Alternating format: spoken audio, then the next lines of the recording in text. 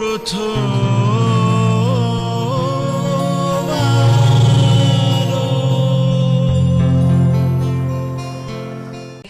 রেশ কিন্তু চলে যাবে। আচ্ছা, আমাদের সঙ্গে বোধহয় কোনো শ্রোতা বন্ধু রয়েছেন ফোনে। হ্যালো, নমস্কার, সুপ্রভাত সংমতি।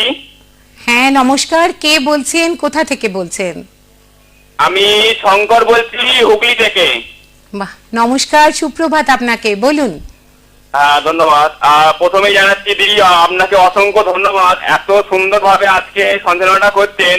আর প্রথমে যে আপনি কবিতা দিয়ে শুরু করলেন, অসাধারণ ভাবে এত সুন্দর কবিতাটা সকাল সকাল শোনালেন, ভীষণ ভালো লাগছে। আর আজকে শ্রেয়া এসছে, আমাদের শিল্পী, শ্রেয়াকে নমস্কার জানাচ্ছি।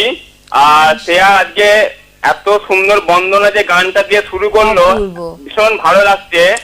আর শ্রেয়ার কাছ থেকে একটি রবীন্দ্রসঙ্গীত যদি শোনান। আর আজকে যন্ত্রণা সঙ্গীতে দাদারা কিন্তু অসাধারণ ভাবে সঙ্গ দিচ্ছে। আর শ্রেয়ার গান আজকে অপূর্ব গাইছে। দিদির কাছে একটি রবীন্দ্রসঙ্গীতের অনুরোধ রইল। নমস্কার। নিশ্চয়ই নিশ্চয়ই, শ্রেয়া সংগ্রহে থাকলে শ্রেয়া কিন্তু অবশ্যই গাইবে। খুব সুন্দর বললেন দাদা, আপনাকে অসংখ্য ধন্যবাদ। সকলেই সাথে থাকবেন, এভাবে উৎসাহ দিলে কিন্তু আমাদেরও মনের জোর বেড়ে যায়।